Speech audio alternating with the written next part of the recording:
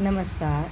श्री राम कथा राधे श्याम रामायण में बाल कांड का धनुष यज्ञ का प्रसंग लेकर के उपस्थित हुई हूँ, जिसमें 2 भाग में पढ़ चुकी हूँ और अब तीसरा भाग में पढ़ूँगी, जिसमें अगर कोई गलती किसी प्रकार से कुछ भी भूल चूक हुई हो उसको क्षमा करते हुए हमारी गलतियों का कमेंट में हमें आभास कराएं, जिससे हम उसमें सुधार करें। तो हमने छोड़ा था पिछली बार यहाँ से, बंदी जन की जब सुनी यह घोषणा महान, धनुष उठाने को उठे बड़े बड़े बलवान। यहाँ तक हम पढ़ चुके थे। अब उसके आगे की चौपाई पढ़ते हैं।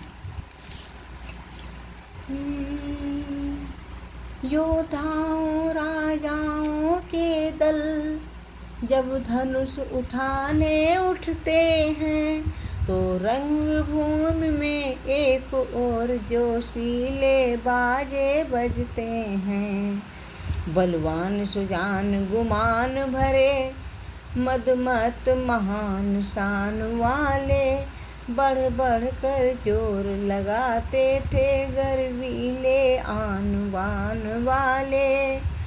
झुंझला झुंझला कर झपट झपट झुकते थे झोंके खाते थे, झुकते थे झोंके खाते थे। अचला चल दी थी चाप अचल, 14वें भुवन चकराते थे। हलचल थी 10 दिशाओं में, जल थल कांपा योद्धाओं से। पर महादेव का महाधनुष तिल भर न हिला राजाओं से।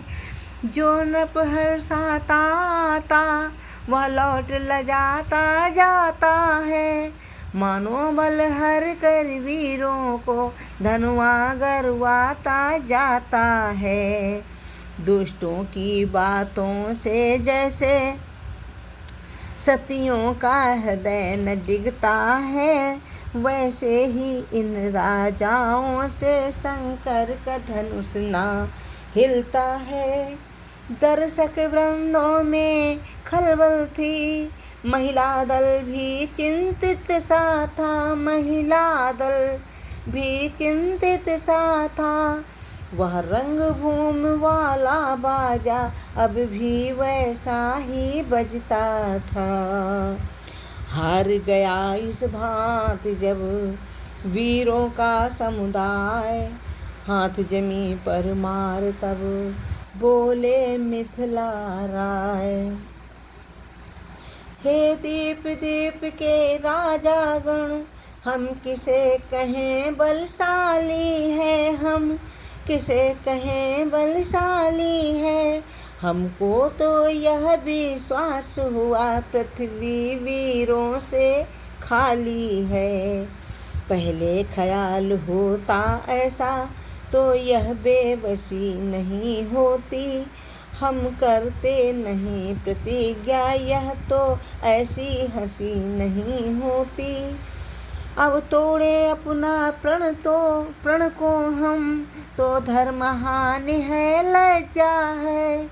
पुत्री को कुंवारी रहना है, क्या करें हमारा बस क्या है।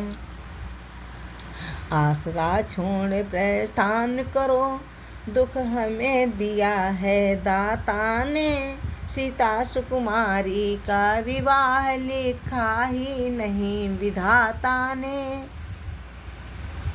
मिथिलेश्वर का यह भाषण सुनकर लज्जित नपालगण सभी हुए, लज्जित नपालगण सभी हुए। मैथिली कुमारी को निहार नर नारी सारे दुखी हुए। वीर भूमि पर छा गई करुणा रस की ओस, बाजे में बजने लगा खेद भरा अफसोस। लखन लाल पर उस समय पड़ा विशेष प्रभाव, उस रघुवंशी में जगा अपना वंश स्वभाव। चुटकी में भ्रुकुटी कुटिल हुई, लोचन दोनों अंगार हुए।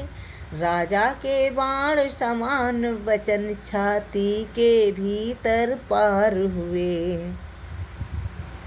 राजा के बाण समान वचन, छाती के भीतर पार हुए।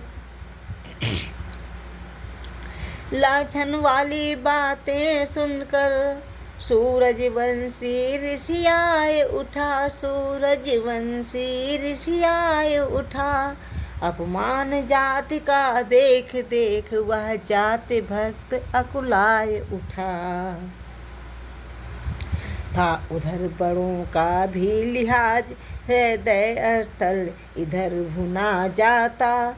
आखिर मुँह से निकल गया, मुझसे तो सुनाई नहीं जाता। इस भांति बड़ों को सूचित कर, गुरु के चरणों में खड़ा हुआ। सारे समाज को तकता था, केसरी क्रोध में खड़ा हुआ।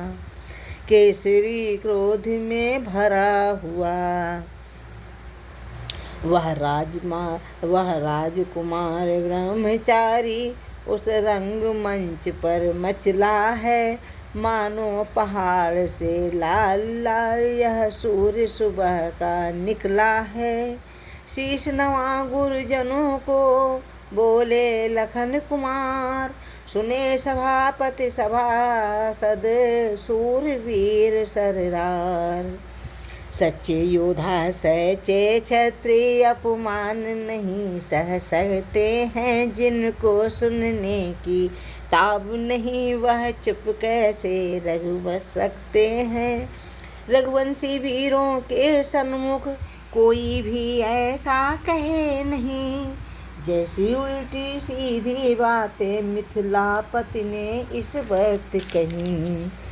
उपस्थिति में राघव के ये अनुचित वाणी कह डाली। यह लफ्त खटकते सीने में, पृथ्वी वीरों से है खाली। मेरा विचार तो ऐसा है, अनहोनी कभी नहीं होगी। जिस दिन बलवान नहीं होंगे, उस दिन ये उम्मीद नहीं होगी।